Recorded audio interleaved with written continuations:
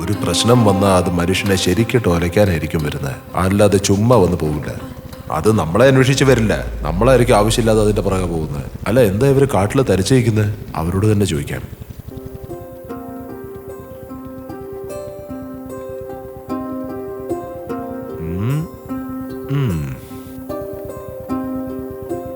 നിങ്ങൾക്ക് ലിഫ്റ്റ് വേണോ?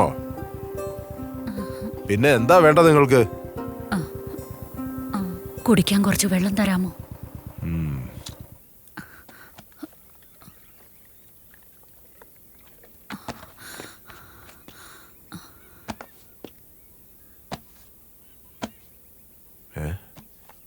അത് ശരി.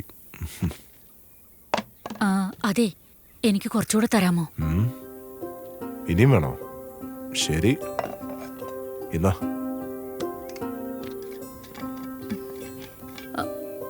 ഒട്ടകത്തെ പോലെ ശരീരത്തിൽ വെള്ളം ശേഖരിക്കുന്ന പരിപാടി വല്ലതും ഉണ്ടോ ഇവർക്ക്?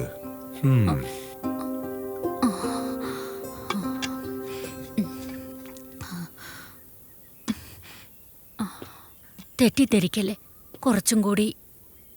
അത് ശരി, ഇത് കൊള്ളാലോ. ഇങ്ങനെ വിട്ടാ നിങ്ങൾ എന്റെ ചോര തന്നെ ഊറ്റി കുടിക്കുമല്ലോ. മയില് ആവശ്യമില്ലാണ്ട് ഞാൻ ഓരോ പുലുവരി കയറി പിടിക്കുന്നേ. ഇനി എന്റെ തരാൻ വെള്ളമൊന്നുമില്ല, കുറെ ദൂരം പോകാനുള്ളതാ. ശരി, ഇല്ലെങ്കിൽ വേണ്ട. എത്ര ദിവസമായി നിങ്ങൾ വെള്ളം കുടിച്ചിട്ട്? എനിക്ക് ഓർമ്മയില്ല.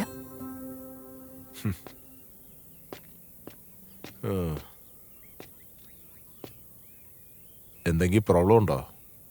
പ്രോബ്ലം എന്നൊന്നില്ലാതെ മനുഷ്യന് ജീവിതം ഉണ്ടാവൂ? ആണ്ട് കിടക്കുന്നു. ഈ എമോഷൻസും കോപ്പും ഉണ്ടായി തന്നെ പ്രോബ്ലംസ് അതിന്റെ കൂടപ്പുറപ്പ് തന്നെയാ. ഞാൻ അതിൽ നിന്ന് അകന്നു നിൽക്കും. ശരി, ഞാനിപ്പോ പോവാ. ഈ കാട്ടിൽ ഇടയ്ക്കിടയ്ക്ക് ബസ്സൊന്നും വരില്ല. വേണമെങ്കിൽ നിങ്ങളെ അടുത്ത ബസ് സ്റ്റാൻഡ് വരെ ഡ്രോപ്പ് ചെയ്യാം. അങ്ങനെ കുറച്ച് ടൈം പാസ് ആവുവേ.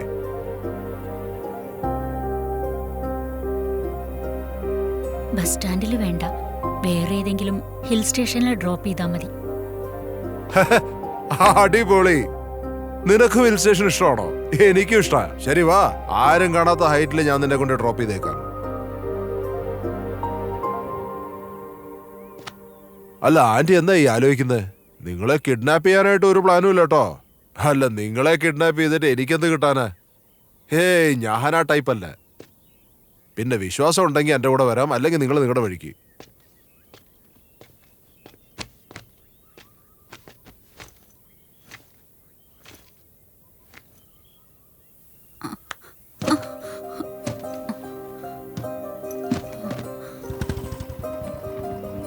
അതൊക്കെ ഇരിക്കട്ടെ. ആ മലമുകളിലേക്ക് പോയിട്ട് എന്തെടുക്കാൻ പോവാ? അവിടെ എത്ര ദിവസമാ താമസം? അറിയില്ല. അവിടെ 1 മണിക്കൂർ നിന്നിട്ട് മുകളിൽ നിന്ന് താഴേക്ക് ചാടും. നിങ്ങളുടെ പ്രായവും നിങ്ങളുടെ സംസാരമായിട്ട് യാതൊരു ബന്ധമില്ലല്ലോ ആന്റി. വീട്ടിൽ കൊച്ചുമക്കളുടെ കൂടെ ഇരുന്ന് സമയം ചെലവഴിക്കുന്നതിന് പകരം മലമുകളിൽ കയറി ചാടാൻ പോവത്രേ. പക്ഷെ നിങ്ങളൊരു വെറൈറ്റിയാണ് കേട്ടോ. എനിക്ക് ഞാനല്ലാതെ വേറെ ആരുമില്ല.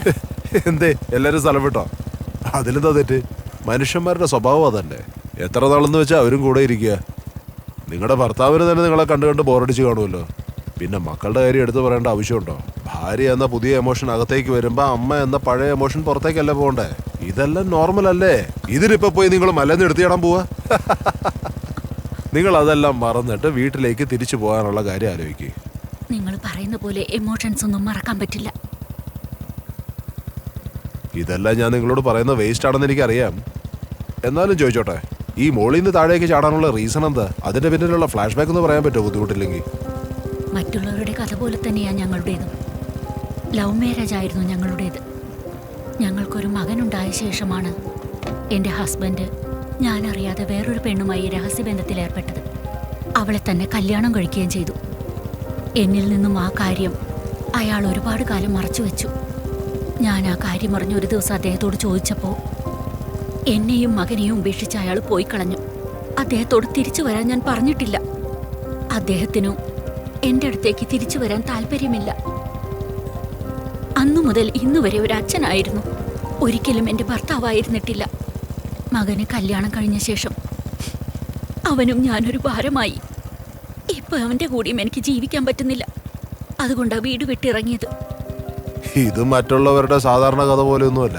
ഇത് അതിന്റെ ഒക്കെ തന്തയാണ്. എന്റെ കഥ ഇതും തമ്മിൽ യാതൊരു സാമ്യവും ഇല്ല കേട്ടോ. അപ്പൊ നിങ്ങളുടെ കഥ എങ്ങനെയാ? എങ്ങോട്ടാ പോകുന്നത്? എനിക്ക് പ്രത്യേകിച്ച് അങ്ങനെ ഒരു കഥയില്ല. അതാണ് എന്റെ കഥ. അതെന്താ അങ്ങനെ? അതങ്ങനെയാന്നേ. അത് കേട്ടാലേ നിങ്ങളെ മലമുകളിലേക്കൊന്നും പോകേണ്ട ആവശ്യമില്ല. നിങ്ങൾ ഈ വണ്ടിയിൽ നിന്ന് എടുത്ത് ചാടും ആൻറ്റി. യാതൊരു പ്രതീക്ഷകളും ഇല്ലാത്തൊരു ജീവിതം. എങ്ങോട്ട് പോകുന്നു, എന്തിനു പോകുന്നു എന്ന് തന്നെ അറിഞ്ഞുകൂടാ. എനിക്ക് ഇഷ്ടമുള്ള രീതിയിൽ ഞാനിങ്ങനെ പാറി പറന്നു പോയിക്കൊണ്ടിരിക്കുന്ന ഒരു കിളിയെ പോലെ.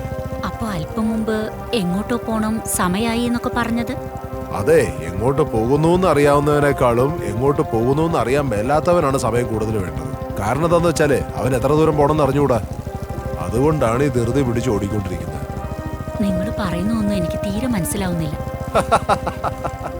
അത് എനിക്ക് ഇപ്പോഴാണോ മനസ്സിലാവുന്നത്? എന്റെ പോളിസി എന്താണെന്നറിയാമോ? മരണത്തെ നമ്മൾ അന്വേഷിച്ച് പോകാൻ പാടില്ല. അതിന് നമ്മളെ വേണമെന്നുണ്ടെങ്കിൽ അത് നമ്മളെ അന്വേഷിച്ച് ഇങ്ങോട്ട് വരണം. അതുകൊണ്ട് അത് നമ്മളുടെ അടുത്തേക്ക് വരുന്നണം വരെ ലൈഫ് അടിച്ചു പൊളിച്ച് ജോളിയായിട്ട് എൻജോയ് ചെയ്യണം. ആന്റി എന്ത് പറയുന്നു?